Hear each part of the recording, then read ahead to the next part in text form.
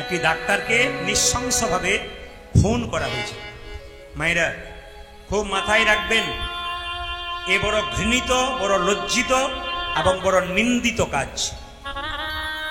এর মতো লজ্জার নয়।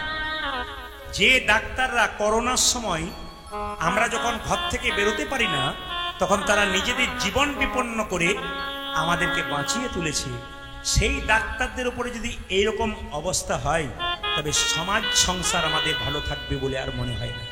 সাধারণ মানুষ ডাক্তারকে চিকিৎসা করাতে গিয়ে কি বলে, ডাক্তার বাবু আপনি তো ভগবানের মতো, আমাকে চিকিৎসা করে আপনি ভালো করে দিন। যাকে আপনারা ভগবানের মতো বলেন, সেই ডাক্তার বাবুদের উপর যদি এরকম আঘাত হয়, তাহলে আর সমাজ কিভাবে ভালো থাকতে পারে? এ বড় লজ্জাকর ঘটনা, এ নিন্দিত, এ ঘৃণিত। তবে আমরা আশা রাখবো সকলে মিলে যে এর একটা সুবিচার হবে। যারা অপরাধ করে, যে কোনো অপরাধীর যদি দৃষ্টান্তমূলক শাস্তি হয়, তবে সেই শাস্তি দেখে পরবর্তী ক্ষেত্রে অপরাধীরা কিন্তু আর অপরাধ করবে না। শরীরের বিষ কোনটা মায়েরা? কাম, ক্রোধ, লোভ, মোহ, মদ, মাশ্চর্য। এগুলো ভেতরে যত প্রবল হবে, কৃষ্ণ তত দূরে যাবে। আর এগুলো যত সরবে, কৃষ্ণ তত কাছে আসবে। বাচ্চাদের শব্দ বন্ধ করান, আমি আপনাদের মন দিয়ে বলে দিই। আপনারা জেনে রাখবেন, এই কলিযুগে মানুষের কিন্তু আসরিক প্রবৃত্তি বেড়ে গেছে। এইদিকে কলিযুগের মানুষের আসরিক প্রবৃত্তি বেড়ে গেছে। কেন বলুন তো? আর মানসিক প্রবৃত্তি নেই। দেখবেন কথায় কথায় মারামারি, ঝগড়া, বিবাদ, কলহ লেগেই আছে। খুন, হিংসা, এগুলো লেগেই আছে। তার প্রমাণ আপনারা দেখতে পাচ্ছেন কয়েকদিন ধরে সংবাদ মাধ্যমে। মায়েরা, শুধু এই অপরাধী নয়, এর আগে আপনারা দেখেছেন বা জানেন কিনা জানি না, দেখবেন রাস্তাতে দুটো ছেলে মেয়ে ভালোবাসা করেছিল। এমন এমন অবস্থা দেখেছি আমরা, অনেক ঘটনা আপনারা দেখবেন পেপারের মাধ্যমে, যে ছেলে মেয়ের মধ্যে ভালোবাসা করেছিল, তারা রাস্তাতে মেয়েটাকে ধরে ছেলেটা কুপিয়ে কুপিয়ে খুন করছে, মানুষ দেখছে। এরকম ঘটনা কিন্তু ঘটেছে। তাই আমি আপনাদের সামনে বলতে চাই, আমাদের আগামী প্রজন্ম যারা ইয়ং জেনারেশন আছে, তাদের জন্য প্রদীপ পালে একটা নিবেদন রইল। মায়েরা মন দিয়ে শুনবেন। আর এখানে যারা কম বয়সের ছেলে মেয়ে আছে, তাদের কাছে নিবেদন, শুধু এখানকার নয়, পশ্চিমবাংলা তথা সারা ভারতবর্ষের প্রত্যেকটা কম বয়সী ছেলেদের কাছে একটা নিবেদন রইল। আমি একটা কথাই বলতে চাই, কি প্রেম ভালোবাসা একটা ছেলে মেয়ের মধ্যে হয় না। কামনা হয়, কাম বাসনা হয়, আকাঙ্ক্ষা থাকে, প্রেম হয় না। এ কথা আমার কথা নয়, শেক্সপিয়র বলেছেন, বিখ্যাত মানুষ। তিনি বলেছেন, একটা ছেলের সঙ্গে একটা মেয়ের বন্ধু হতে পারে না, প্রেম হতে পারে না। শুধুমাত্র প্রেম যেটাকে আপনারা দেখছেন, তাদের কামনা বাসনা আকাঙ্ক্ষা আবেগ ছাড়া কিছু হয় না, শুধু চাওয়া পাওয়া, আর কিছু না। যদি চাওয়া পাওয়া না থাকতো, তাহলে এমন হত্যা হতো। সবার কাছে নিবেদন রইল। এই জন্য বলে রাখি, শুধু শেক্সপিয়র বলেছেন তা নয়, হুমায়ুন আহমেদ, তিনিও বিখ্যাত মানুষ, ওই একই কথা কিন্তু বলেছেন। আইরিশ কবি একজন আছেন, তিনি পর্যন্ত ওই একই কথা বলেছেন। তা আপনাদের কাছে নিবেদন রইল, যে যেখানে বসে আছেন, আমি প্রত্যেকটি প্রজন্মের ছেলেদেরকে বলবো, বাবা মা কষ্ট করে ছেলে মেয়েকে মানুষ করছে, নিজেরা না খেয়ে না পড়ে, সেই ছেলেদেরকে বলবো, এমন কিছু কাজ করো না যাতে বাবা মায়ের মাথা নিচু হয়ে যায়। অনেক মা কষ্ট করে তার ছেলেকে হোস্টেলে ভর্তি করে, পাড়ার মেয়েদের কাছে, লোকেদের কাছে বলাবলি করে, আমি কষ্ট করে ছেলেকে হোস্টেলে ভর্তিয়েছি, আমার ছেলে একজন বিখ্যাত ইঞ্জিনিয়ার হবে কিংবা ডাক্তার হবে। এমন কিছু কাজ করো না যেন পাড়ার লোকের সামনে তোমার মায়ের মাথাটা নিচু হয়ে যায়। ছেলেদেরকে আপনারা সেরকম শিক্ষাই দেবেন। মায়েরা কিছু মনে করবেন না, এদিকে তাকাবেন। আমি দেখতে পেয়েছি, আমার সঙ্গে যারা পড়াশোনা করেছিল, তারা এখন বিরাট প্রতিষ্ঠিত মানুষ। কেন? তারা ওগুলোকে পাত্তা দেয় নাই। দেখবেন, একটা ছেলের পেছনে একটা মেয়ে, কিংবা একটা মেয়ের পেছনে ছেলে যদি বারবার ঘুরঘুর করে, বারবার ফোন করে, তবে একটু পরীক্ষা করে দেখতে হবে তার মধ্যে অ্যাবনর্মালিটি আছে। সত্যি কি সে অ্যাবনর্মাল, না সে ভালো মানুষ? এগুলো কিন্তু নয়। বলে কেন? এগুলো আকাঙ্ক্ষা আবেগ ছাড়া কিছু নয়। আপনাদের মাথায় রাখতে হবে, প্রত্যেকটি ছেলে মেয়েকে ভালো করে পড়াশোনা করে আপন লক্ষ্যে পৌঁছাতে হবে। চৈতন্য চরিতামৃত বলেছে, আত্মেন্দ্র প্রীতিবাঞ্ছা তারে বলে প্রেম, আর কৃষ্ণেন্দ্র প্রীতিবাঞ্ছা তারে ধরে প্রেম। আপনাদের কাছে নিবেদন রইল, কৃষ্ণের সঙ্গে ভালোবাসা করতে হবে। যদি প্রকৃত ভালোবাসা করতে হয়, প্রত্যেকটি ছেলে মেয়ের কাছে নিবেদন রইল যে কি, কৃষ্ণের সঙ্গে ভালোবাসা করতে হবে। কৃষ্ণের সঙ্গে প্রেম করো, দেখো কৃষ্ণ তোমাকে রক্ষা করবে। যদি সত্যিকারে ভক্তি ভরে করতে পারো, ভক্তি ভরে করলে ভগবান রক্ষা করবে।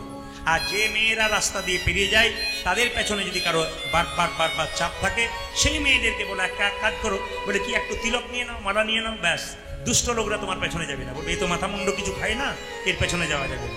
এই জন্য দুষ্ট লোকের প্রভাব থেকে মুক্তি পাওয়া যাবে। এই জন্য বারবার যুবক যুবতী এবং ইয়ং জেনারেশনের কাছে প্রদীপ পরের নিবেদন রইল, তোমরা লক্ষ্য বস্তুতে এগিয়ে যাও, দেখবে একদিন তুমি এমন প্রতিষ্ঠিত হবে, বাবা মায়ের মুখ উজ্জ্বল হবে এবং সমাজ সুন্দর হবে। তোমার পেছনে কতজন যাবে, তোমাকে কারো পেছনে ছুটতে হবে না। বলুন নেতাই গৌর হরি হরি বল। মায়েরা আপনারা কারা কারা দীক্ষা নিয়েছেন হাত তুলুন, হাত তুলুন যারা দীক্ষা নিয়েছেন, বেশ এবার নামান।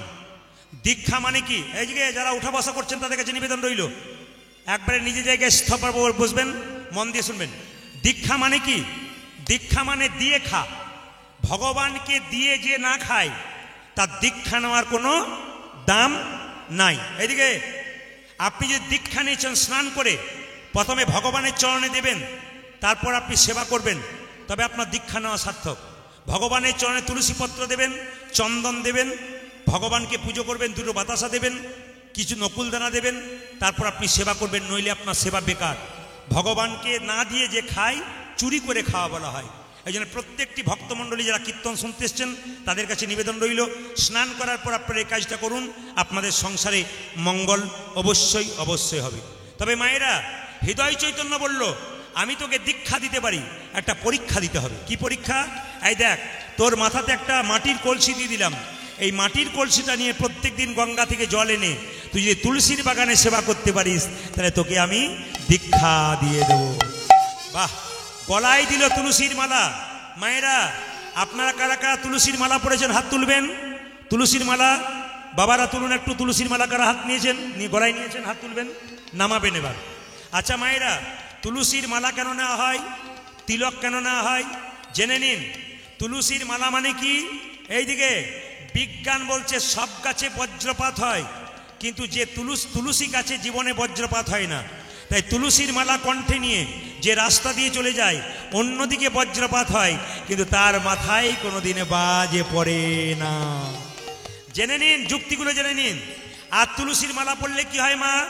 আপনি ট্রেনে যাচ্ছেন, হঠাৎ আপনি মারা গেলেন, আমরা গান করতে যাচ্ছিলাম, বললাম কোথাকার কে, একে ট্রেন থেকে ফেলে দে, কিন্তু আপনার কণ্ঠে যদি একটা তুলসীর মালা থাকে বলবো ওরে কোথাকার কে, যদি মালা না থাকে একে ট্রেন থেকে ফেলে দে, কিন্তু তুলসীর মালা থাকলে বলবো রে এ কেউ নয়, একজন কৃষ্ণ ভক্ত বটে, একে স্টেশনে নামিয়ে দে, কোনো সাধুগুরু বৈষ্ণবের সেবায় লাগলে দেহটাকে সৎকার করে দেবার ব্যবস্থা করে দেবে। এইদিকে তিলক নেবেন, আস্তে। তিলক আমি যেমন নিয়েছি আপনার সেরকম নেবেন তা নয়। আমাদের সমাজে একটা লজ্জার ব্যাপার কি বলুন তো, কোনো মেয়ে যদি তিলক তুলসীর মালা নেই, কোনো ছেলে নেই, তার পেছনে হিন্দুদের লোক হাজারটা লেগে যায়। কীরকম আমি প্রমাণ দিয়ে দিই। আমার বাড়ির পাশে একটি মেয়ে তিলক নেই, মালা নেই, ছেলেকে নিরামিষ খায়। পাশের বাড়ি মেয়েগুলো বলাবলি করে, বাবারে হারানের বইয়ের কি ঢং দিদি, তুলসীর মালা নিয়েছে, তিলক নিয়েছে, ভগবান আগেই পেয়ে যাবে। না না, এইটাই আমাদের সবচাইতে লজ্জার ব্যাপার। এই জন্য বারে বারে নিবেদন রইল, আপনারা যদি তিলক কেউ করতে চান আমার দিকে তাকান, এই দিকে তাকাবেন যারা তিলক করতে চান। আমার মতো তিলক করা দরকার নেই। বাঁ হাতে জল নেবেন, এই আঙুলে করে, এইটাতে নয়, এটা বৃদ্ধাঙ্গুষ্ঠী, এটা তর্জনী, এটা মধ্যমা, এটা অনামিকা, এটা কনিষ্ঠা। আপনারা হাতে জল নেবেন, এই আঙুলে করে জলটা নিয়ে আমি যেমন তিলক করেছি তিলক করে নেবেন। কেউ তিলক দেখতে পাবে না, কিন্তু আপনার তিলক হয়ে গেল। আপনি যা খাবেন খান, কিন্তু স্নান করার পর গোবিন্দের চরণে তুলসী পত্র দিয়ে সবার কাছে নিবেদন রইল, কাল থেকে এই কাজটা করবেন, আপনাদের মঙ্গল হবে। কি করবেন? বাঁ হাতে জল নেবেন, এই আঙুলে করে হরে কৃষ্ণ মহামন্ত্র বলতে বলতে আমি যেমন তিলক নিয়েছি জল তিলক নিয়ে নেবেন, কেউ দেখতে পাবে না, কিন্তু আপনার মঙ্গল হয়ে যাবে। কাল সকাল থেকে যে যাকে দেখবেন, দেখার সঙ্গে সঙ্গে একজন একজনকে রাধে রাধে বলবেন। যদি কেউ না বলে আপনি জোর করে বলবেন। মহাপ্রভু শিখিয়ে দিয়েছেন উচ্চস্বরে বলবে, আস্তে বলবে না। যদি আস্তে বলবে তোমার হবে, আর জোরে বললে তোমার তো হবে, যে শুনবে তারও হবে। এই জন্য মায়েরা যখনই রাস্তা দিয়ে যাবেন, কাউকে দেখবেন, রাধে রাধে বলবেন, কিংবা জয় নিতাই বলবেন। একবার বলুন তো কাল থেকে কি বলবেন, জোরে বলুন। রাধে রাধে প্রথমে বলুন, কি বলবেন জোরে বলুন, একসঙ্গে বলুন রাধে রাধে। একটু জোরে হয়ে যাক, রাধে রাধে, জোরে বলুন। হ্যাঁ, অভ্যাস নেই তো ওই জন্য অসুবিধা হচ্ছে। রাধে রাধে, আচ্ছা, এইবার আপনাদের প্রমাণ দিয়ে দিই। ভগবান কৃষ্ণ পঞ্চপাণ্ডবের কাছে এলেন। কারো জানা আছে পঞ্চপাণ্ডবের 5 জন ভাইয়ের নাম কি? যুধিষ্ঠির, ভীম, অর্জুন, নকুল আর সহদেব। তো যুধিষ্ঠির, ভীম, নকুল, এই যে তোমাদের মুখগুলো শুকনো কেন? কি হয়েছে তোমাদের? যেই না বলেছে কি, না আপনাদের বলি নাই, কৃষ্ণ বলছে পঞ্চপাণ্ডবকে তোমাদের মুখগুলো শুকনো কেন? তখন যুধিষ্ঠির মহারাজ বলল, কৃষ্ণ আমি একটা জিনিস দেখলাম, তোমাকে জিজ্ঞেস করতে এসছি, ওটা দেখলাম কেন? বলে কি দেখেছো? একটা হাতি দেখলাম, তার 4টে পা আছে, 2টো চোখ আছে, 2টো কান আছে, কিন্তু হাতি তার 2টো সুর দেখলাম। তা এটা কেন দেখলাম? মায়েরা মন দিয়ে শুনবেন, আমি একটু পরে জিজ্ঞেস করব। যুধিষ্ঠির মহারাজ বলছেন, আমি একটা হাতি দেখলাম, কটা সুর দেখেছি জোরে বলুন? 2টো সুর দেখেছি। আসলে আমার প্রশ্ন ছিল, কলিযুগের, এইদিকে, কলিযুগের মানুষ কেমন হবে? সঙ্গে সঙ্গে যুধিষ্ঠিরকে ভীম বলল, আমি একটা জিনিস দেখেছি। বলে কি? নদীতে একটা মরা জন্তু ভেসে ভেসে আসছে, একটা ময়না পাখি ওই জন্তুটাকে ঠুকরে ঠুকরে খাচ্ছে, কিন্তু ময়না পাখির গায়ে হরে কৃষ্ণ নাম লেখা আছে। তা ভীম জিজ্ঞেস করছে কৃষ্ণকে, আমি এটা কেন দেখলাম? কৃষ্ণ বলল, অর্জুন তুমি কিছু দেখলে? অর্জুন বলছে, আমি দেখলাম একটা গাভী একটা বাচ্চাকে প্রসব করলো, আর বাচ্চার গাটাকে চাটতে চাটতে বাচ্চাটাকে মেরেই ফেললো। বাহ। নকুল তুমি কিছু দেখলে? নকুল বলছে, আমি দেখলাম 3টে গর্ত। ভালো করে শুনবেন, প্রথম গর্ত, দ্বিতীয় গর্ত, তৃতীয় গর্ত। প্রথম গর্তের জল তৃতীয় গর্তে পড়ছে, আর তৃতীয় গর্তের জল প্রথম গর্তে পড়ছে, আর মাঝখানে গর্তটা ফাঁকা। কেন দেখলাম? আচ্ছা বেশ বেশ বেশ। এ সহদেব তুমি কি দেখলে? মায়েদের জিজ্ঞেস করবো কে কি দেখেছে, মন দিয়ে শুনবেন। সহদেব তুমি কি দেখলে? একটা বিরাট বড় পাহাড় থেকে একটা পাথর গড়গড় গড়গড় করে পড়ছে, হঠাৎ একটা ঘাসের ডগায় এসে পাথরটা আটকে গেল। আচ্ছা কৃষ্ণ, এত বড় পাথর, 1 কুইন্টাল পাথর একটা ঘাসের ডগায় আটকে গেল কেন? কৃষ্ণ বলল, যুধিষ্ঠির তুমি কি দেখেছো? মায়েরা আপনারা বলবেন, যুধিষ্ঠির মহারাজ কি দেখেছিল জোরে বলুন, জোরে বলুন, কি দেখেছিল? হাতি দেখেছিল। হাতির কটা সুর ছিল মায়েরা? জোরে বলবেন, হাত দিয়ে দেখান কটা সুর ছিল? 2টো। বেশ। তা কৃষ্ণ বলল, কলিযুগের মানুষ কেমন হবে? ওই হাতিটা 2টো সুর দেখিয়ে দিল। বলে কেন? কলিযুগের মানুষের 2টো মুখ হবে। এইদিকে এইদিকে ধীরে। কলিযুগের মানুষের 2টো মুখ হবে। অনেকে দেখছে, তাহলে আমাদের একটা মুখ 2টো মুখ কি করে হলো? হ্যাঁ 2টো মুখ, একটা ভেতরে একটা বাইরে। আমি প্রমাণ দিয়ে দিই। আপনাদের এই এলাকাতে রামবাবুর সঙ্গে শ্যামবাবুর দেখা হয়েছে। শ্যামবাবু রামবাবুকে জিজ্ঞেস করছে, রামবাবু কেমন আছেন? ভালো আছি। আপনার মতো মানুষই হয় না, শ্যামবাবু বলছে। যখন রামবাবু চলে গেল, তখন শ্যামবাবু বলা বলি করছে, তুমি যতক্ষণ না মরছো ততক্ষণ তোমার পেছনের জায়গাটা আমার হচ্ছে। মানে বুঝতে পারছেন, বাইরে একরকম আর ভেতরে একরকম। মায়েরা, রাস্তাঘাটে কারো সঙ্গে দেখা হবে, আপনাকে হেসে হেসে কথা বলবে, কি সুন্দর মনে হবে, কিন্তু বাইরে একরকম বলছে, ভেতরে আর একরকম বলছে। কলিযুগের মানুষের 2টো করে মুখ। আচ্ছা ভীম বলল, আমি দেখলাম একটা মরা জন্তু ভেসে আসছে, একটা ময়না পাখি ঠুকরে ঠুকরে খাচ্ছে, ময়না পাখির গায়ে হরে কৃষ্ণ নাম লেখা। কেন দেখলাম? কৃষ্ণ বলল, এই কলিযুগে যত সাধু হবে, কিছু কিছু সাধু সারা জীবন চুরি করবে, ডাকাতি করবে, অন্যায় করবে, শেষে আপনার দরজায় গিয়ে নিতাই গৌর হরিবোল বলে দাঁড়াবে, গেরুয়া বস্ত্র পরে, তিলক নিয়ে, সিকি নিয়ে। সঙ্গে সঙ্গে ভীম বলল, তাহলে কোনো সাধু যদি মায়েদের দরজায় আসবে কলিযুগে, প্রণাম করবে না? কৃষ্ণ বলল, যে কোনো সাধু দরজায় এলে মায়েরা 3 বার প্রণাম দেবেন। প্রশ্ন করবেন 3 বার কেন? প্রথম প্রণাম দেবেন, ওই যে গেরুয়া বস্ত্রটা পড়েছে ওটা ত্যাগের প্রতীক, সাধু বাবাকে নয়, ওই ত্যাগের প্রতীক গেরুয়া বস্ত্রকে একবার প্রণাম দাও। দ্বিতীয় প্রণাম কেন দেবে?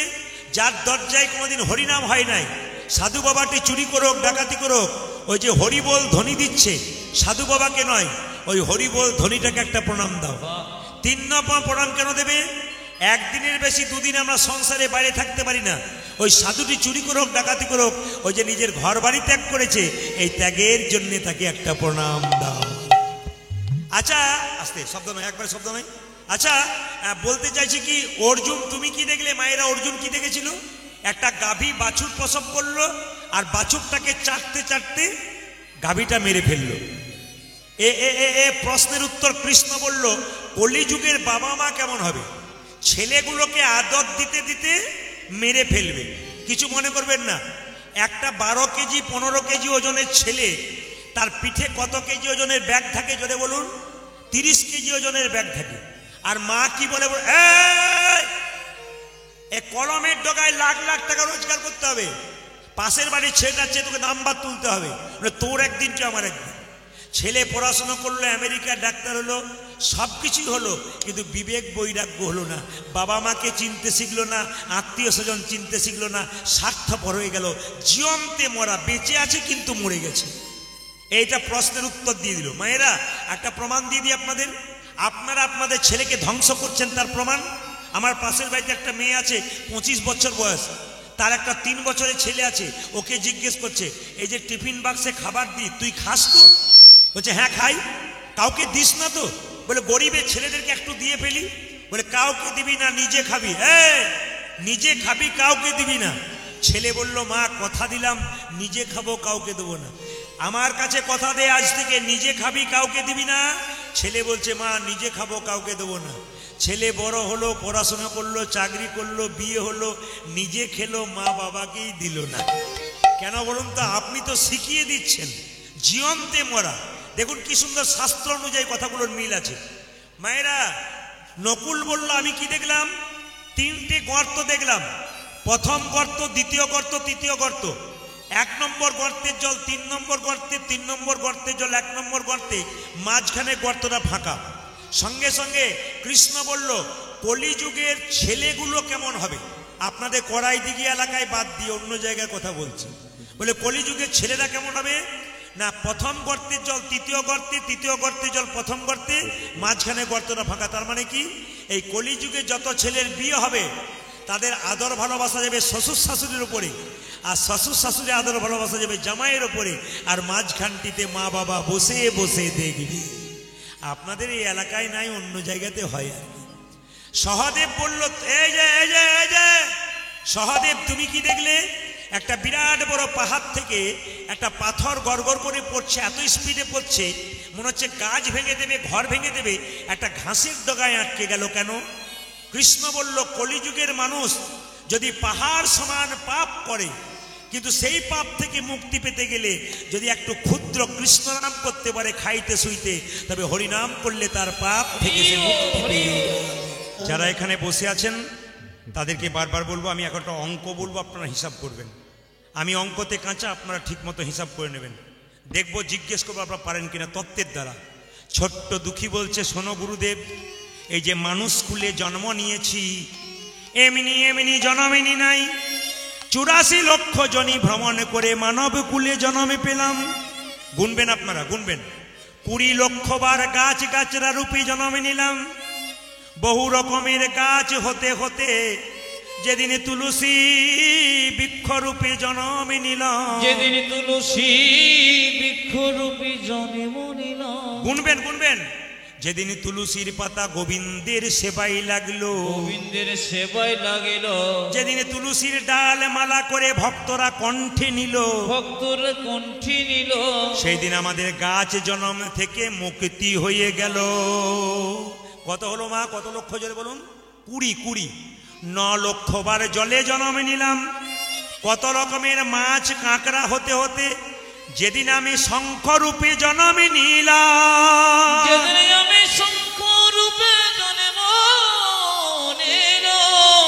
যেদিন মায়েদের মুখে মন্দিরে বেজে উঠিলাম। যেদিন মায়েদের মুখে মন্দিরে বেজে উঠিলাম। সেদিন আমার জল জন্ম থেকে মুক্তি হয়ে গেল।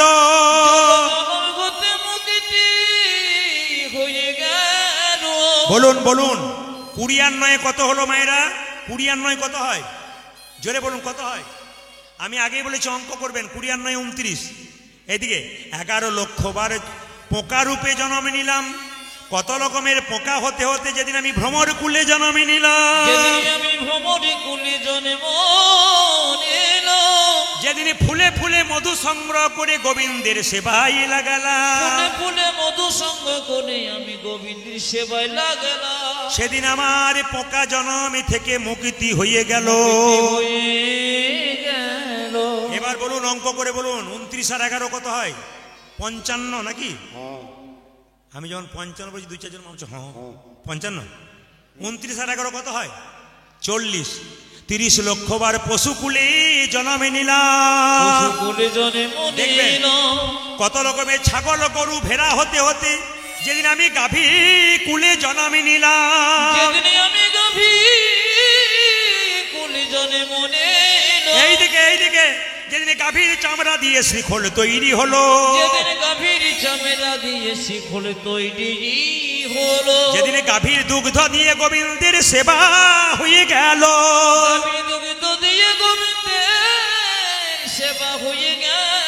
সেই দিন আমাদের পশু জন্মে থেকে মুক্তি হয়ে গেল। গুনবেন 40 আর 30 কত হয়? জোরে বলুন। 70। 84 লক্ষের মধ্যে বাকি রইল কত? 14। 10 লক্ষ বার পাখি কুলে জন্ম নিলাম। অনেক রকমের পাখি হতে হতে যেদিন আমি ময়ূর কুলে জন্ম নিলাম,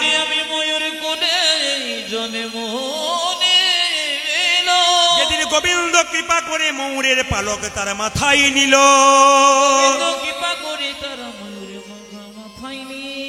সেই দিন থেকে আমার পাখি জন্মে থেকে মুক্তি হয়ে গেল। মেয়েরা কত হলো? জোরে বলুন। 80। বাকি রইল 4 লক্ষ। বানর কুলে জন্ম নিলাম, যেদিন রাম ভক্ত হনুমান হলাম, সেদিন আমার জন্ম আচ্ছা বাবা কিছু মনে করবেন না, আমার দিকে তাকাবেন। সীতাকে উদ্ধার করলো কে? জোরে বলুন। হনুমান। সীতা তখন কি করলো? আমার দিকে তাকাবেন। হনুমানকে একটা মতির মালা দিল। আস্তে মতির মালা দিল। এই হনু, এই দেখ তুই আমায় উদ্ধার করলি, এই দেখ মতির মালা দিলাম। আমার দিকে তাকাবেন মায়েরা। হনুমান মতির মালাটা নিল, তাকাবেন সবাই। হনুমান মতির মালাটা নিল, প্রথমে কপালে ঠেকালো, কানে ঠেকালো, চোখে ঠেকালো, নাক দিয়ে শুকে শুকে দেখলো, জিভ দিয়ে চেটে চেটে দেখলো, দাঁত দিয়ে কেটে কেটে 64 টুকরো করলো। যারা জ্ঞানীজন আছেন তারা শুনবেন বাবা। 64 টুকরো কেন হলো? 63 হলো না, 65 হলো না, 64 কেন হলো? ওই 64 টুকরো কলি যুগে 64 মহান্ত রূপে এলো। এই দিকে তাকাবেন। লক্ষণ বলছে সীতাকে, মা তুমি হনুমানকে মতির মালা দিলে, ও মতির মালার মানে কি জানে? এইদিকে দাঁত দিয়ে কেটে পেটে ফেলে দিল। বানরে সপিলে মতি, মতিতে তার নাই কমতি, অনাসে কাটে তারে দন্তে, শিশু মানে না দেবতাই, মানুষ পূজে তারে জ্ঞানবন্তে। ও মা, সীতাকে বলছে তুমি মালা দিলে কেন? বানরকে মতির মালা দিলে, মতির মালা মানে কি বুঝবে? মন্দিরে বাচ্চাকে শুয়ে দেবে, প্রস্রাব করে দেবে, পায়খানা করে দেবে, ও মন্দিরের মানে কি জানে? এ তো সেই রকম। অতুল্য ধন তুলসী রে, তুমি যারে তুলসী রে, কুকুরে কি তার মান্য রাখে? তুলসী গাছ, এইদিকে তাকাবেন। তুলসী গাছকে তুলসী পাতা আপনি ভগবানের চরণে দেন, তুলসীর মালা কণ্ঠে নেন, কুকুর তাতে প্রস্রাব করে দেয়। সঙ্গে সঙ্গে বলছে মা তুমি ভুল করেছো। সীতা বলছে হনুরে, তোকে এই মালা দিয়ে আমি অন্যায় করলাম, তুই আমার মালাকে অপমান করলি কেন? হনুমান একবারও রেগে যায় নাই, আমরা হলে রেগে যেতাম। হনুমান বলছে মা গো, এই মালা কি কোনোদিনই অপমান করতে পারি? এই মালাকে কি কোনোদিনই অপমান করতে পারি? দেখুন হনুমানের কথাগুলো শুনুন। এ মালা তুমি যখন প্রথম আমায় দিলি, আমি কপালে ঠেকালাম কেন জানো? এ মালা যেমন তেমন মালা নয়, আমার মায়ের দেওয়া প্রেমের মালা, ভালোবাসার মালা। তাই কপালে ঠেকালাম, কানে ঠেকালাম কেন জানো? এ মালাতে রাম নামে শোনা যায় কিনা দেখলাম, রামে নামে শোনা যায় কিনা দেখলাম। চোখে ঠেকালাম কেন জানো?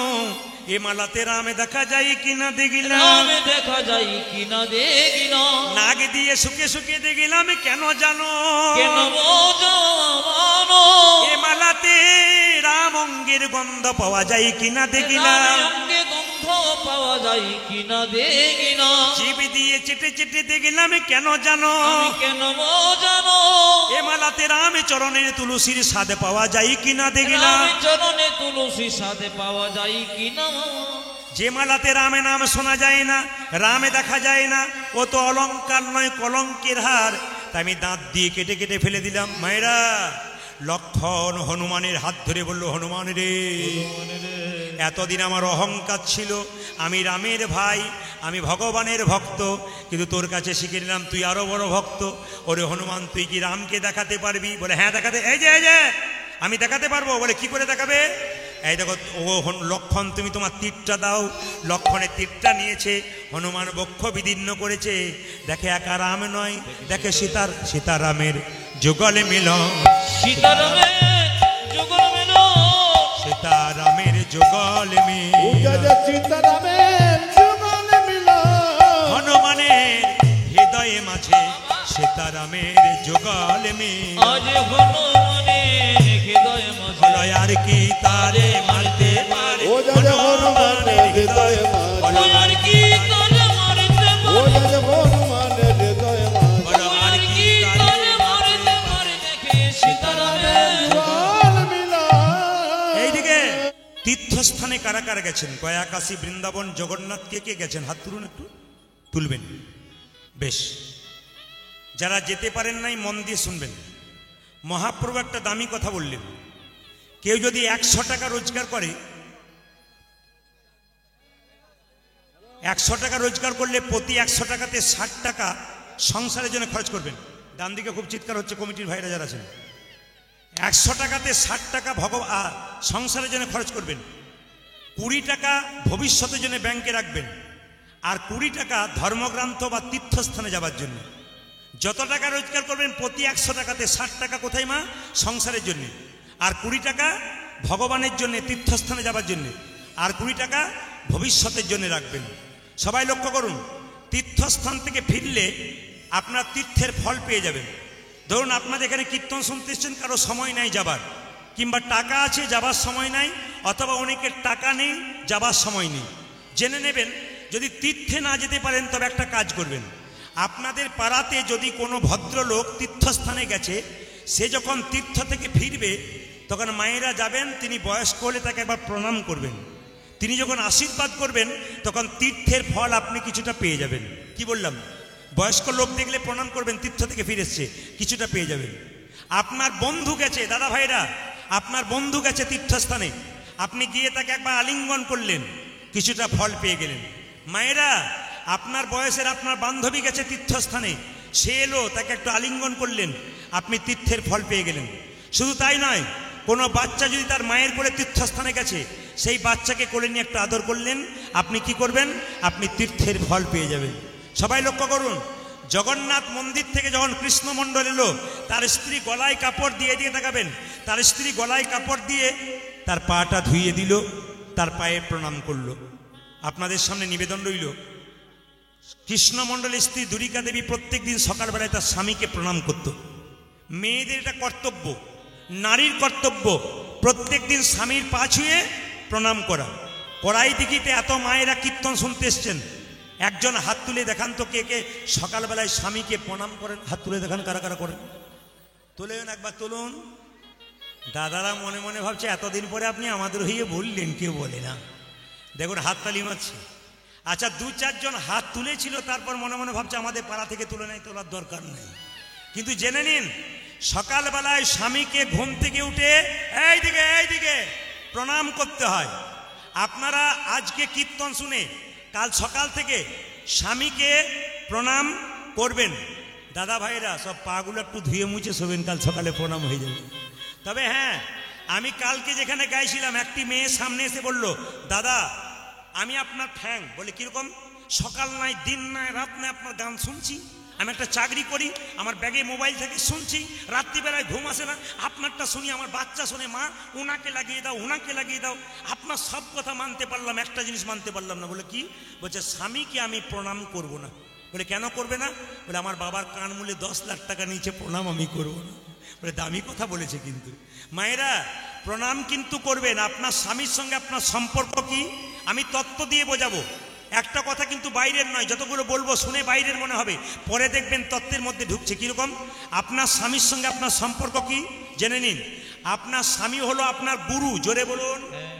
হ্যাঁ না না বলবেন, গুরু, জোরে বলুন। আপনার স্বামী আপনার গুরু। অন্য জায়গায় হ্যাঁ বলে, এখানে খুব চালাক আছে, মনে মনে ভাবছে হ্যাঁও বলবো না নাও বলবো না, চুপ করে থাকবো। চুপ থাকাটাই বুদ্ধিমানের কাজ। দু চারজন বলছে হ্যাঁ গুরু হয়, দাদারা বলছে কি যে হয়, বাড়ি গেলে রচনা হয় নাকি দেখবেন। রচনা মানে বুঝতে পেরেছেন, সিনেমার বলি নাই, কোন রচনা? গরুর রচনা হয় নাকি কি জানি।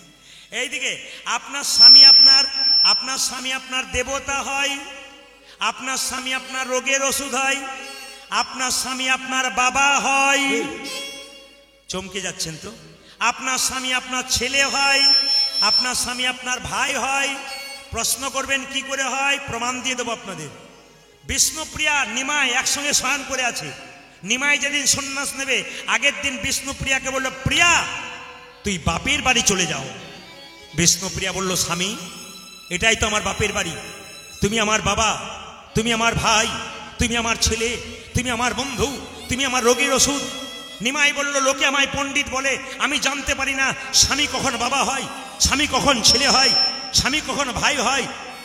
বিষ্ণুপ্রিয়া বলল, শোনো, তুমি যেমন পণ্ডিত, আমার বাবা সনাতন মিশ্র পণ্ডিত, আমি তার মেয়ে। আরে মেয়ে যদি বাবার কাছে থাকে, বাবা যদি সেই নিয়ে আলোচনা করে, মেয়ে তো সেরকম তৈরি হয়। এই দিয়ে তাকাবেন, অপরাধ নেবেন না, আমার তো দুটি কন্যা। তা আমি যখন বইপত্র পড়াশোনা করি, পড়াশোনা করতে করতে যেগুলো ইম্পর্টেন্ট সেগুলো আমি লাল দাগ দিয়ে রেখে রাখি, এগুলো বলবো আসরে। আমার ছোট মেয়েটি কিন্তু বইটা খুলে খুলে মাঝে মাঝে দেখে, কেন বাবা কি কি লিখলো দেখি। ওগুলো মুখস্থ করে, লোকে কিছু জিজ্ঞেস করলে 10টা জিজ্ঞেস করলে 5টা বলতে পারে। কেন? ও যে আমার সংস্পর্শে আছে, আমি কি করছি আলোচনা, ও আলোচনাটা দেখছি। ওই জন্য আপনাদের কাছে নিবেদন, আপনার আচার যেমন হবে, চলা যেমন হবে, আপনার বাচ্চার বিচার সেরকম হবে। আজকে আপনাদের সামনে লীলা গাইব একজন ভক্তের চরিত্র। যারা শুনবেন তারা মন দিয়ে শুনবেন। দুঃখী কৃষ্ণ দাস। যদি আপনারা কেউ খড়গপুরের নাম শুনেছেন, রেল স্টেশন, জোরে বলুন, শুনেছেন? তার পাশে একটা গ্রাম আছে, গ্রামটার নাম কি? ধারেন্দা গ্রাম। শুনবেন মায়েরা, ওই ধারেন্দা গ্রামে স্বামী স্ত্রী বাস করত। আমি মাঝে জিজ্ঞেস করব স্বামীর নাম কি স্ত্রীর নাম কি, আগে শুনে নিন। স্বামীর নাম কৃষ্ণমণ্ডল, স্ত্রীর নাম দুরিকা দেবী। মায়েরা, অভাব ছিল কিন্তু স্বভাব নষ্ট হয়নি। অনেকে দেখবেন অভাবে স্বভাব নষ্ট হয়ে যায়, কিন্তু দুরিকা দেবীর এত অভাব ছিল, কিন্তু কৃষ্ণ নাম কোনোদিন ছাড়ে নাই। একাদশী করতে ছাড়ে নাই, অমাবস্যা পূর্ণিমা করতে ছাড়ে নাই। এই দিকে তাকাবেন, জন্মাষ্টমী, রাধাষ্টমী, রামনবমী করতে ছাড়ে নাই। এত অভাব আছে, খেতে পায় নাই, কিন্তু ভগবানের নাম ছাড়ে নাই।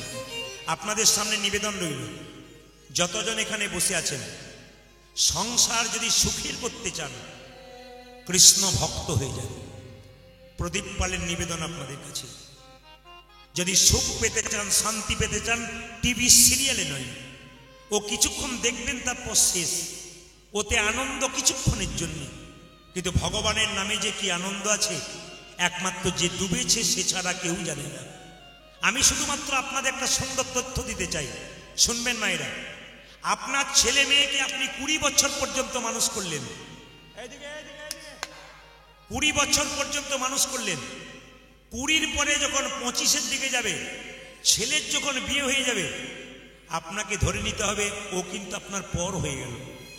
কিন্তু ছেলে মেয়ে থাকতে থাকতে স্বামী স্ত্রীর মাঝে আরেকজনের সঙ্গে সম্পর্ক করতে হবে, তবে আপনার সম্পর্ক ঠিক থাকবে এবং সুখ পাবেন।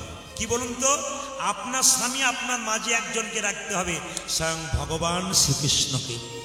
দুজনে মিলে যদি সংসারে কৃষ্ণ ভজন করেন, 25 বছর বয়সে ছেলে যদি বউ নিয়ে পালিয়ে যায়, আপনার কোনো দুঃখ নাই। কেন?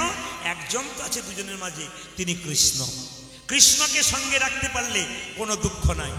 একদিন দুরিকা দেবী তার স্বামী কৃষ্ণমণ্ডলকে বলল, স্বামী আমাদের এত অভাব, ভগবানের মন্দিরে গিয়ে কিছু চাইতে পারছো না?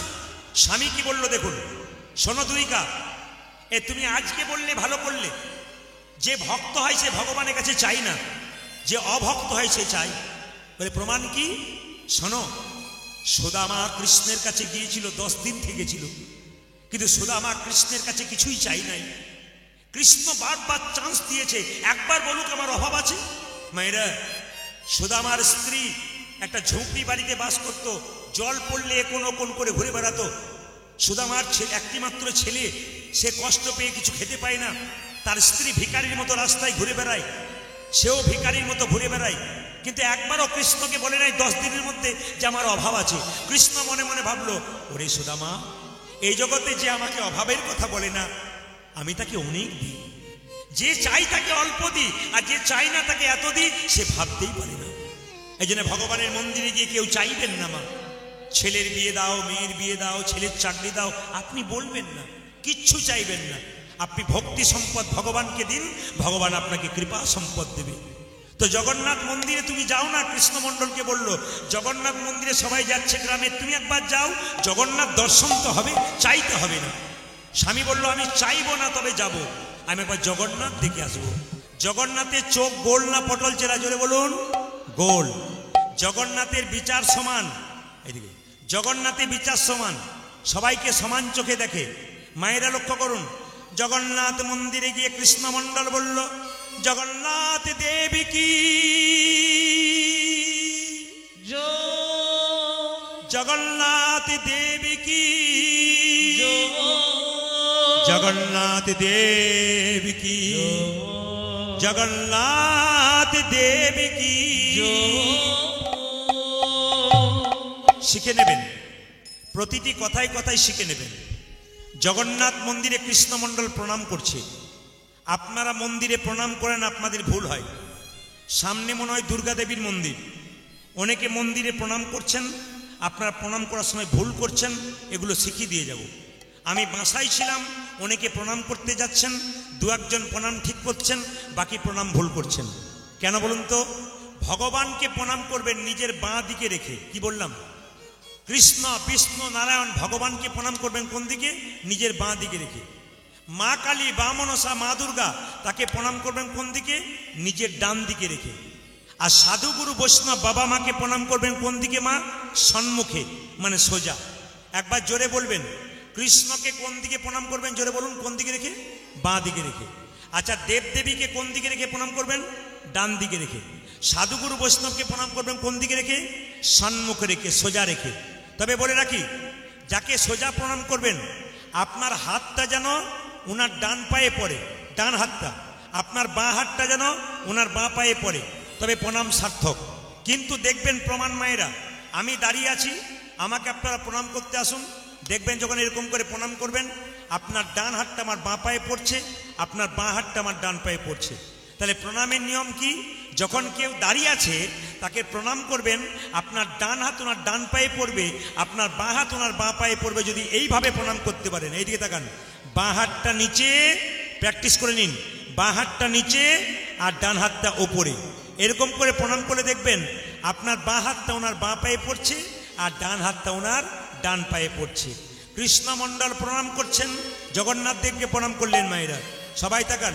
তবে বলে রাখি, সাধুগুরু বৈষ্ণব পুরুষ মানুষের প্রণাম হবে সাষ্টাঙ্গে উপর হয়ে, কিন্তু মায়েরা কোনোদিন উপর হয়ে মন্দিরে প্রণাম করবেন না, লম্বা করে। কেন? আপনারা পঞ্চাঙ্গে প্রণাম করবেন, হাঁটু গেড়ে প্রণাম করবেন, আপনাদের লাভ আছে। কৃষ্ণমণ্ডল জগন্নাথ মন্দিরে গিয়ে বলছে, ওগো জগন্নাথ, ওগো জগন্নাথ, তোমার কাছে কিছু চাইবো বলে এসেছিলাম। হ্যাঁ, কিন্তু কি চাইবো? তোমার তো হাত নাই, তুমি দেবে কি? তোমার তো হাতে নাই, তুমি দেবে কি? এই দিকে তাকাবেন, জগন্নাথে হাত আছে, আমার দিকে তাকাবেন, জগন্নাথে হাত আছে মা? তো আপনারা গিয়ে কোনোদিন বলতে পেরেছেন যে জগন্নাথ দেব তোমার হাত নাই? কিন্তু কৃষ্ণমণ্ডল বলছে, হে জগন্নাথ, তোমার কাছে কি চাইবো? তোমার তো হাত নাই, তুমি দেবে কি? তোমার পা নাই, তুমি দেবে কি? তোমার পা নাই, তুমি দেবে কি? জগন্নাথ দেব আকাশবাণী করে বলল, ওরে কৃষ্ণমণ্ডল, আমার হাত নাই, এ হাত তোদেরকে দিলাম কর্ম করার জন্যে। আমার পা নাই, এ পা তোদেরকে দিলাম এক জায়গা থেকে অন্য জায়গা যেতে হবে কর্ম করার জন্যে। আমার যা নাই তা তোদের, আমার যা আছে তোদেরকে দিয়ে দিলাম। কৃষ্ণমণ্ডলকে বলছে, ওগো জগন্নাথ, লোকে তোমার কাছে গাড়ি বাড়ি টাকা পয়সা চায়, আমি তোমার কাছে তা চাইব না। তবে জগন্নাথ তোমার কাছে কি চাইবো জানো? লোকে যা চায় আমি তা চাইব না। আমি তোমার কাছে গাড়ি চাইব না, বাড়ি চাইব না, টাকা চাইব না। আমি তোমার কাছে কি চাইব জানো? দেবে যদি একটা কৃষ্ণ ভক্ত সন্তান দাও হে। ভগবানের কাছে সবাই ছেলে মেয়ে চায়। কেউ বলে ইঞ্জিনিয়ার ছেলে দিও, ডাক্তার ছেলে দিও, মাস্টার ছেলে দিও। এমন কোনো মা আছে মন্দিরে গিয়ে একবার বলে আমাকে কৃষ্ণ ভক্ত সন্তান দাও? আচ্ছা বলুন তো মায়েরা, বাড়িতে কৃষ্ণ ভক্ত সন্তান হলে লাভ কি হবে একটু জেনে নিন। আজকের কড়াই দিঘিতে কীর্তন করতে এসে আমি আপনারা যারা কীর্তন শুনতে এসছেন সকলের জন্য প্রদীপ পালের ভগবানের কাছে একটা প্রার্থনা, আপনাদের বাড়ি গাড়ি টাকা পয়সা হোক আর না হোক, আপনাদের বাড়ি বাড়ি যেন একটা করে কৃষ্ণ ভক্ত সন্তান জন্ম নেয়। প্রশ্ন করবেন প্রদীপ বাবু, এই যে আপনি কৃষ্ণ ভক্ত সন্তান চাইলেন কেন? ইঞ্জিনিয়ার ডাক্তার ছেলে চাইলেন না কেন? এ কেন চাইলাম বলে দিই। সচিমাতা নিমাইকে বলেছিল, নিমাই এই দিকে আয়। কি হলো মা? তোর বাবার পিণ্ডটা দিয়াই। নিমাই বলেছিল, মা পিণ্ড দিলে কি হয়? 7 বংশোদ্ধার হয়। মা তুমি তো বলছো পিণ্ড দিলে 7 বংশোদ্ধার হয়, কিন্তু কোন বংশে একটা কৃষ্ণ ভক্ত সন্তান জন্ম নিলে তার 7 বংশ নয়, তার 14 বংশোদ্ধার হয়ে যায়। আপনাদের বাড়ি বাড়ি কৃষ্ণ ভক্ত সন্তান জন্ম নিলে বাবা 7 বংশ নয়, তার 14 বংশ উদ্ধার হয়ে যাবে। এটা আমি বারবার চাইব। যেমন আমাকে কালকে আমি কোলাঘাটে গান করছিলাম। কোলাঘাট আপনারা জানেন মেদিনীপুর, ওখানে গাইছিলাম। তো একজন ভক্ত এসে আমাকে বললেন, প্রদীপ বাবু আর আমার কোনো চিন্তা নেই। বলে কেন? আমার ছেলের জন্য 20 লাখ টাকা রেখে দিয়েছি, আমি মরে গেলেও চিন্তা নেই, বসে বসে খাবে। আমি বললাম, দাদা কিছু মনে করবেন না, ছেলের জন্য তো 20 লাখ টাকা রাখলেন, ছেলেকে তৈরি করলেন কিরকম? এইরকম না কিরকম? যদি এইরকম তৈরি করলেন তাহলে আপনি মারা যাবেন, তখন আপনার সাধ্য কাজ করাবে, বৈষ্ণব সেবা দেবে, ভক্তদের সেবা দেবে, ভক্তি ভরে করবে। আর যদি এইরকম তৈরি করেন তাহলে তো নিতাই গৌর হরিবোল হয়ে যাবে, যা ছিল সব হরিবোল হয়ে যাবে। আপনার বাচ্চার জন্য সম্পদ রাখার দরকার নাই, আপনার বাচ্চাকে সম্পদ তৈরি করে দিয়ে যান। প্রত্যেকটি বাবা মায়ের কাছে নিবেদন রইল, আপনার বাচ্চাকে সম্পদ দেবার দরকার নাই, আপনার বাচ্চাকে সম্পদ তৈরি করে দিয়ে যান। মায়েরা, যখনই কৃষ্ণমণ্ডল এই জিনিসটা চাইল, একটা কৃষ্ণ ভক্ত সন্তান দাও, জগন্নাথ দেব আকাশবাণী করে বলল, কৃষ্ণমণ্ডল যা, তুই কৃষ্ণ ভক্ত সন্তান পেয়ে যাবি। মায়েরা, যখনই আকাশবাণী শুনতে পেল, কৃষ্ণমণ্ডল কি করলো জানেন? জগন্নাথ দেবের পায়ে আরেকবার প্রণাম করে ছুটছে তার স্ত্রীর কাছে বাড়ির দিকে, তীর্থধাম থেকে যাবার সময়। দেখি তো আপনারা কেমন কীর্তন শুনছেন। যিনি জগন্নাথ মন্দিরে গেলেন দুরিকা দেবীর স্বামী, তার নাম কি মণ্ডল? জোরে বলুন। কৃষ্ণ মণ্ডল।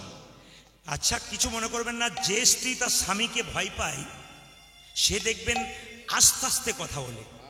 দুরিকা জেনে গেছে স্বামীকে জিজ্ঞেস করবো না কি চাইলে, জিজ্ঞেস করছে, হ্যাঁ গো জগন্নাথ কেমন দেখলে? দারুণ দেখলাম, দারুণ, তোমাকে এর পরের বারে নিয়ে যাব, আমায় নিয়ে যাবে? বলে হ্যাঁ। মানে বলতে পারছে না কি চাইলে। হঠাৎ তার স্বামী বলে উঠলো, জানো দুরিকা, আমি তোমাকে বলে গেলাম কিছু চাইবো না, কিন্তু গিয়ে আমি একটা জিনিস চেয়ে বসলাম। দুরিকা বললো, হ্যাঁ গো স্বামী কি চাইলে, বলো না কি চাইলে? আমি কি চাইলাম জানো? একটা কৃষ্ণ ভক্ত সন্তান চেয়ে বসলাম। দুরিকা দেবী আছাড় খেয়ে স্বামীর পায়ে প্রণাম করে বলল, স্বামী আজকে প্রমাণ হয়ে গেল ভগবান অন্তর্যামী। কেন গো? যেদিন থেকে তুমি জগন্নাথ মন্দিরে গেছো সেদিন থেকে ভোরবেলায় ভগবানের কাছে প্রার্থনা করেছিলাম, ঠাকুর গাড়ি বাড়ি টাকা পয়সা ধন দৌলত হোক আর না হোক, একটা যেন কৃষ্ণ ভক্ত সন্তানের মা হতে পারি। জগন্নাথ মুখ তুলে চেয়েছে গো। মায়েরা সবাই লক্ষ্য করুন, কিছুদিন পরে দুরিকা দেবীর গর্ভে সন্তান এলো। যারা কীর্তন শুনছেন আপনাদের কাছে নিবেদন রইল, পেটে বাচ্চা এলে মেয়েদের কিছু নিয়ম পালনের কথা আছে, মন দিয়ে শুনবেন। যদি কোনো মেয়ের পেটে বাচ্চা থাকে, আমার বাসাতে কি অনেকে জয়গুরু বলল। জয়গুরু মানে কোন সম্প্রদায়ের মানুষ? জোরে বলুন। ঠাকুর অনুকূল চন্দ্রের ভক্ত। আপনাদের এখানে কারা কারা অনুকূল ঠাকুরের শিষ্য আছেন? হাত তুলবেন। অনুকূল ঠাকুরে, বাহ, হাত নামান। ঠাকুর অনুকূল চন্দ্র বলেছেন, মেয়েদের পেটে বাচ্চা থাকলে মেয়েদের কিছু নিয়ম পালন করতে হয়, তবে কৃষ্ণ ভক্ত সন্তান হওয়া যায়। বলে কীরকম? মায়েরা, কি কৃষ্ণ ভক্ত সন্তানে মা হওয়া যায় কীরকম? যে মেয়ের পেটে বাচ্চা থাকবে সে প্রত্যেক দিন স্নান করে ভগবানের মন্দিরে প্রার্থনা করবে, হে প্রভু আমার ছেলে হোক আর মেয়ে হোক যেন কৃষ্ণ ভক্ত সন্তান হয়, বারবার বলবে। 2 নম্বর কি মা? তুলসী গাছে জল দিয়ে তার চারিদিকে 4 বার ঘুরবে। কবার বললাম জোরে বলুন? তুলসী মন্দিরে কবার ঘুরবে? 4 বার ঘুরবে জলটা দেবার পর। 3 নম্বর কি বলুন তো, মেয়েদের পেটে বাচ্চা থাকলে ঈশ্বরচন্দ্র বিদ্যাসাগর, রবীন্দ্রনাথ, বিবেকানন্দ, রামকৃষ্ণদেবের ছবি দেখবে। কেন বলুন তো? মহাপুরুষের ছবি দেখলে পেটের মধ্যে যে বাচ্চা আছে মহাপুরুষের ভাব তার মধ্যে হয়। এই দিকে তাকাবেন। আসলে মা যেমন করবে ছেলে সেরকম তার হবে, কিছু মনে করবেন না মায়েরা। অর্জুনের স্ত্রীর নাম কি ছিল? সুভদ্রা। তার পেটে কে ছিল? অভিমন্যু। যখন সুভদ্রা ঘুমাচ্ছিল অর্জুন তার কানে চক্র গিয়ে ঢোকার গল্প বলেছিল, কিন্তু যখন বেরোবার গল্প বলতে গেছে মা ঘুমিয়ে গেছে, মা শুনতে পায় নাই। অভিমন্যু কম বয়সে গিয়ে চক্র গিয়ে রথে ঢুকলো, কিন্তু আর বেরোতে পারলো না বাবা। এই জন্য আপনাদের কাছে নিবেদন রইল যে মা যেমন আচার করবে মায়ের বাচ্চা সেরকম আচার হবে। আমাকে অনেকে প্রশ্ন করে, প্রদীপবাবু আমার শাশুড়ি মা বলেছে পেটে বাচ্চা থাকলে তুলসী গাছে জল দিবি না, মন্দিরে যাবি না, যেতে নাই, কোনটা করবো বলুন তো? আমি জিজ্ঞেস করলাম, তোমার পেটে বাচ্চা আছে, ডাক্তারের কাছে যাবে না তোমার শাশুড়ির কাছে যাবে? ডাক্তারের কাছে যাবো। তা ডাক্তারের কথা শুনবে তুমি? যখন তোমার পেটে বাচ্চা থাকবে শাস্ত্রকার যারা শাস্ত্র নিয়ে পড়াশোনা করে তাদের কাছে শুনবে কি করলে কি হয়, কারো কথায় কান দিয়ে লাভ নাই। এই জন্য আপনাদের কাছে নিবেদন রইল মায়েরা, যখনই পেটের মধ্যে বাচ্চা আসে, অনেক দেখবেন, কিছু মনে করবেন না, এখনকার মেয়েদের পেটে বাচ্চা এলে ডাক্তারের কাছে যায়। আপনাদের কড়াই দিঘিতে যায় না, আমাদের দিকে যায়। ডাক্তারের কাছে গিয়ে ডাক্তারকে বলে, ডাক্তারবাবু পেটে বাচ্চা আসে কী করবো? বলে ঘাড়ে বালিশ পায়ে বালিশ নিয়ে শুয়ে থাকবি। বলে সময় কাটাবো কি করে? কেন স্ক্রিন টাচ মোবাইল আছে, মোবাইল দেখবি, কোনো অসুবিধা নাই। মায়েরা, এখনকার মেয়েরা দেখবেন স্ক্রিন টাচ মোবাইল দেখে দেখে সময় কাটায়। বাচ্চা যখন জন্ম নেয় তখন টুক টুক টুক টুক করে তাকায়, তখন মা বলে বাবারে আমার ছেলে কি সুন্দর জন্ম নিয়েছে গো, কি যেন খুঁজে খুঁজে বেড়াচ্ছে। ও কিছুই খোঁজে না, স্ক্রিন টাচ মোবাইল খুঁজে খুঁজে বেড়াচ্ছে। মানে আপনি যেমন করেছেন আপনার বাচ্চা কিন্তু সেরকম হবে। এই জন্য মায়েদেরকে সাবধান থাকতে হবে। এপিজে আব্দুল কালাম বলেছে, একটা মা হলো 100টা স্কুলের সমান, আর একটা বাবা হলো 100টা শিক্ষকের সমান। এই জন্য এই যে কীর্তন শুনছেন, আপনার মঙ্গল হচ্ছে না, আপনার সন্তানের মঙ্গল হচ্ছে। আপনি কি ভাবছেন? আপনারা জেনে রাখুন, যে মা ভক্তি করে কীর্তন শোনে তার সন্তানের মঙ্গল হয়। যে বাবা কীর্তন শুনে ভক্তি করে তার সন্তানের মঙ্গল হয়, এমনি হয় না। শাস্ত্র পরিষ্কার করে বলেছে যে তুমি কীর্তন শুনে তোমার মঙ্গল হবে তা নয়, তোমার পুত্র সন্তান কন্যা সন্তান সকলের মঙ্গল হবে। আজকে আপনি হরিনাম শুনবেন, একদিন বিপদে পড়ে যাবেন, ভগবানকে ডাকতে হবে না, ভগবান আপনার পাশে আসবে। কেন? আপনি ভগবানের নাম সংকীর্তনে বসেছিলেন বলে ভগবান আপনাকে কৃপা করে আপনার কাছে এসেছে। কিছু না করলে কিছু পাবেন না। আপনি হরিনাম শুনবেন না আর বিপদের দিনে ভগবানকে ডাকবেন, তা বললে হবে না। আচ্ছা মায়েরা, বাচ্চা ছেলে জন্ম নিলে মুখে মধু দেবেন বাচ্চার কান্না বন্ধ হওয়ার জন্যে। কোন সময় বাচ্চার মুখে মধু দিলে বাচ্চা মিষ্টি মিষ্টি কথা বলে? আজকে আপনারা স্বাস্থ্যের রেফারেন্স দিয়ে যাব। যে যেখানে বয়স্ক বাবাজিরে বসে আছেন মন দিয়ে শুনবেন। বাচ্চা জন্ম নিলে কখন মধু দিলে বাচ্চা মিষ্টি মিষ্টি কথা বলে? মায়েরা, অসহজ গৃহ থেকে কতদিন পর আসেন? জোরে বলুন। বাচ্চা জন্ম নিলে কতদিন পর? 32 দিন পর। 21 দিন পর আপনারা আসেন। 21 দিন পর বাচ্চাকে নিয়ে গিয়ে মন্দিরে শুইয়ে দেবেন স্নান করিয়ে, বাচ্চার মুখে মধু দিয়ে ভগবানের কাছে প্রার্থনা করবেন, হে প্রভু আমার ছেলে যেন মিষ্টি মিষ্টি কথা বলে। যদি আপনারা কেউ এই কাজটা করতে পারেন, আমি আসরে দাঁড়িয়ে কথা দিলাম, গভীর গৃহসূত্রকার বলে একটা বইতে বলল যে আপনার ছেলে মিষ্টি মিষ্টি কথা বলবে। আর একটা সময়ে কথা বলি, যদি কোনো বাচ্চা জন্ম নেয় তাকে অন্নপ্রাশন করা হয় না? যদি বলুন হ্যাঁ না না। মায়েরা, মেয়েদের কতদিনে আর ছেলেদের কতদিনে? মেয়েদের কতদিনে? 5 মাস, আর ছেলেদের 7 মাস নাকি নাকি যাই হোক কিছু একটা বটে। সবাই লক্ষ্য করুন, যে যেখানে বসে আছেন, মুখে মুখে যে অন্নপ্রাশন করান, অন্নপ্রাশন কেন করান? বাচ্চা পেটে থাকলে মা যে মলিন খাবারগুলো খায় ওগুলো খেয়ে বাচ্চার মুখটা অশুদ্ধ হয়ে যায়।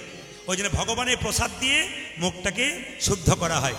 যখন আপনি অন্নপ্রাশনের সময় প্রসাদ দেবেন, পরমান্ন দেবেন, তখন মুখে যদি কেউ একটু মধু দিতে পারেন তবে আপনার ছেলে মিষ্টি মিষ্টি কথা বলবে। তাহলে মিষ্টি কথা বলার দুটো নিয়ম বললাম। 21 দিন পর ছেলে যখন অসহজ গৃহ থেকে যাবে তখন একবার মন্দিরে মধু দেবেন, আর দ্বিতীয় দেবেন কখন? অন্নপ্রাশনের দিনে। মায়েরা, 2 কানে মধু দিল আর ছেলে হাসতে আরম্ভ করে দিল। মায়েরা, ছেলের নাম কি রাখলো? সবাই মিলে বলল, কৃষ্ণমণ্ডল তোমার দুঃখের সংসারে জন্ম নিল, নাম রাখলাম দুঃখী মণ্ডল। কি নাম রাখা হলো? জোরে বলুন মায়েরা। দুঃখী মণ্ডল। তবে আপনাদের কড়াইদিঘি এলাকায় শুনেছি এখানকার ছেলে মেয়েদের নাম কৃষ্ণ, বিষ্ণু, নারায়ণ রেখেছেন, কিন্তু কেউ অন্য কিছু নাম রাখেন নাই।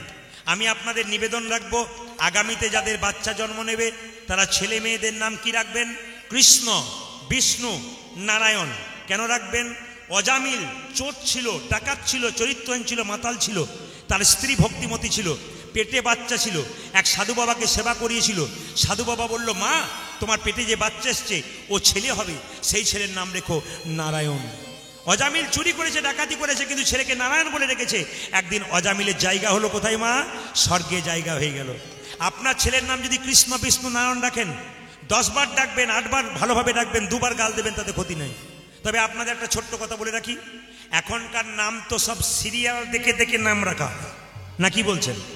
এই গত কয়েকদিন আগে একটা বাড়িতে আমার বাসা ছিল, উঠানে দেখছি 4-5টা ছেলে খুব জ্বালাচ্ছে। এ উঠে গিয়ে বলছে, দাদা এ কার ছেলে গো?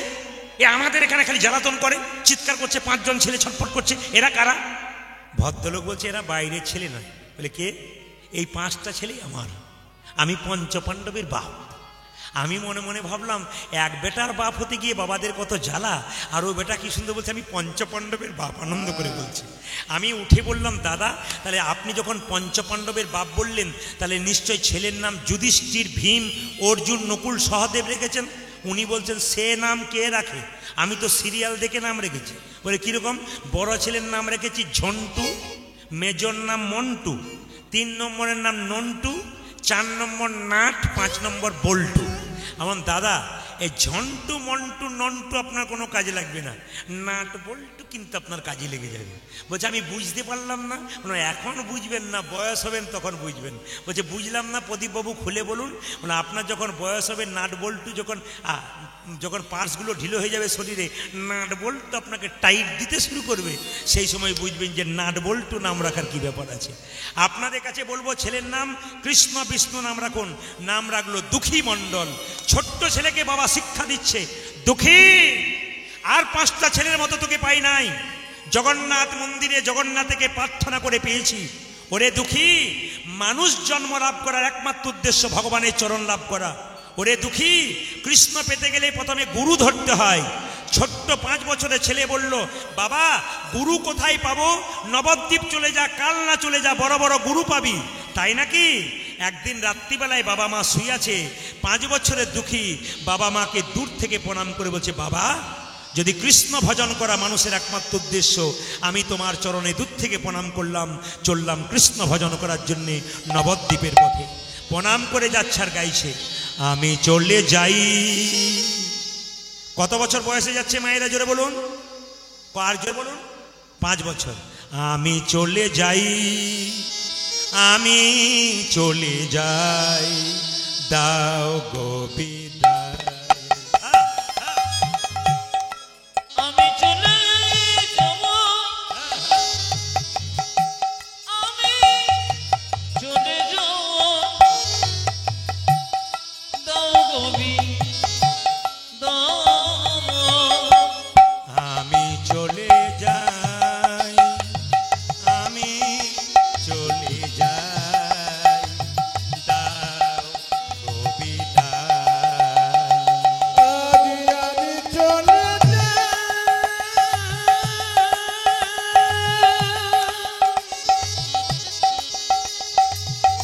আমি চলে যাই, দাও গো বিদায়। বিদায় জননী, বিদায় জননী, বিদায় জন্মভূমি, বিদায় জন্মভূমি, বিদায় জননী, বিদায় জননী, বিদায় জন্মভূমি।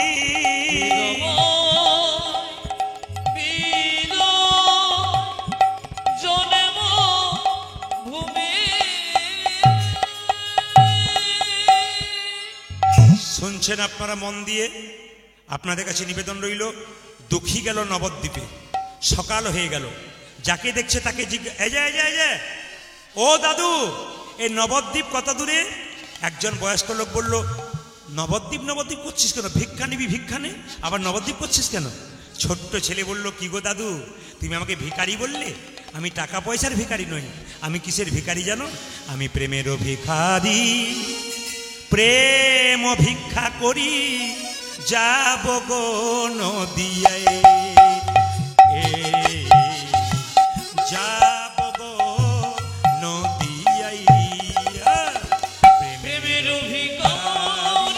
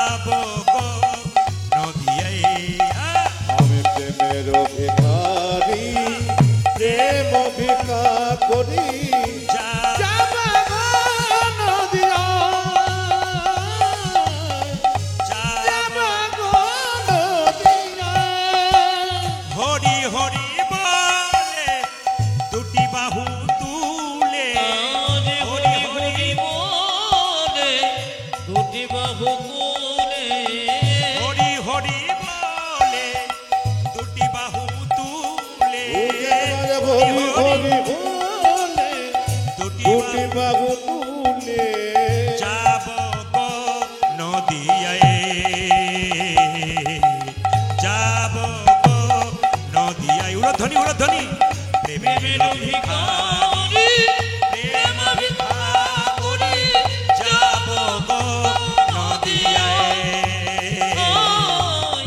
যাব গো নদিয়ায়। হৃদয় চৈতন্য ঠাকুর কি। বাবা, যদি কেউ নবদ্বীপের পাশে কালনা যান, কোনো দিকে শব্দ করবেন না। আপনার নিবেদন রইল আপনাদের কাছে, আমাদের ছেলেগুলো আপনাদের কাছে যাবে, হয়তো যেতে পারে। আপনার টুকটাক দেবেন, কিন্তু কান রাখবেন এখানে। আচ্ছা মায়েরা, ভক্তদের কাছে নিবেদন রইল, এত কষ্ট করে দূর থেকে এসছেন, এখানকার কমিটির কয়েকজন মিলে এত বড় অনুষ্ঠান করাচ্ছে। আপনাদের কাছে নিবেদন রইল, আসরে এসে কেউ পয়সা দেবেন না। যে টাকাটা দেবেন আমার কমিটির ভাইদেরকে দিন। ওনারা আপনাদের অনেক কিছু দেখাতে পারেন, অনেক কিছু করতে পারেন। কালকে রাত্রিতে মা কালীর পুজো হয়েছে, সারা রাত্রি আপনারা জেগেছেন, কীর্তন শুনছেন। আপনাদের গ্রামের মঙ্গল হবে, আপনাদের পরিবারের মঙ্গল হবে, আপনাদের সকলের মঙ্গল হবে। তবে একটা কথা আপনাদের বলি, এই দিকে তাকাবেন, যে যেখানে বসে আছেন মন দিয়ে শুনবেন। ছোট্ট দুঃখী যখন হৃদয় চৈতন্যের কাছে গেল, গুরুদেব চিৎকার করে বলল, হৃদয় চৈতন্য ঠাকুর কি। দুঃখীকে দেখে হৃদয় চৈতন্য বেরিয়ে এসে বলল, কি নাম তোর? আমার নাম দুঃখী। দাঁড়া দাঁড়া, কি জন্য এসছিস? আমি দীক্ষা নিতে এসেছি। দীক্ষা মানে কি? ছোট্ট দুঃখী বলল, আপনি বলে দিন। এই জন্য ছোট্ট দুঃখী প্রত্যেক দিন তিলক নিয়ে একটা মাটির কলসি নিয়ে 5 বছরের ছেলে গঙ্গায় জল আনতে যায়। সবাই বাবু হয়ে বসুন, মাথায় কাপড়টা নিন। যারা গুরু মন্ত্র নিচ্ছেন তারা গুরুকে স্মরণ করুন।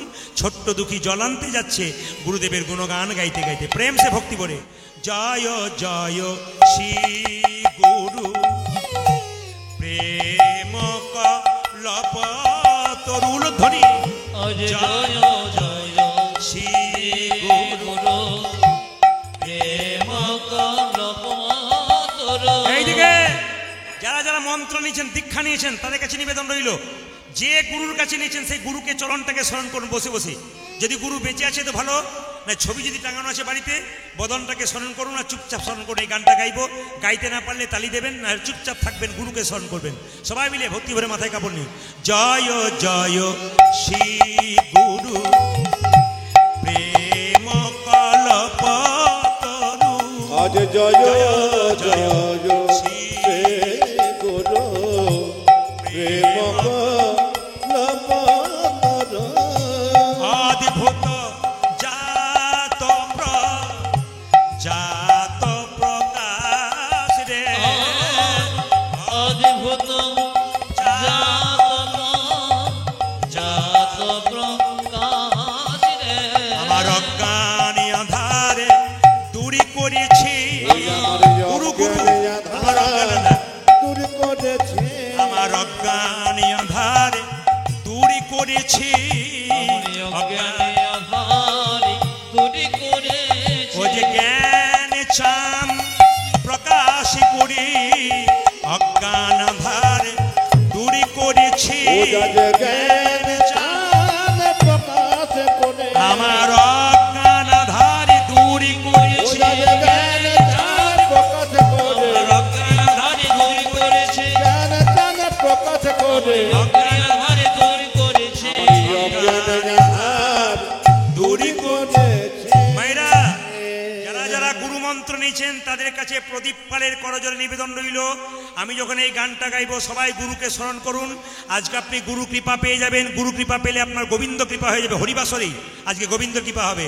অযাচিত মহেন পতিত হেরি জপহু। অযাচিত মহাভেল পতিত হেরি যতহ। অযাচিত মহেন পতিত হেরি জপহু।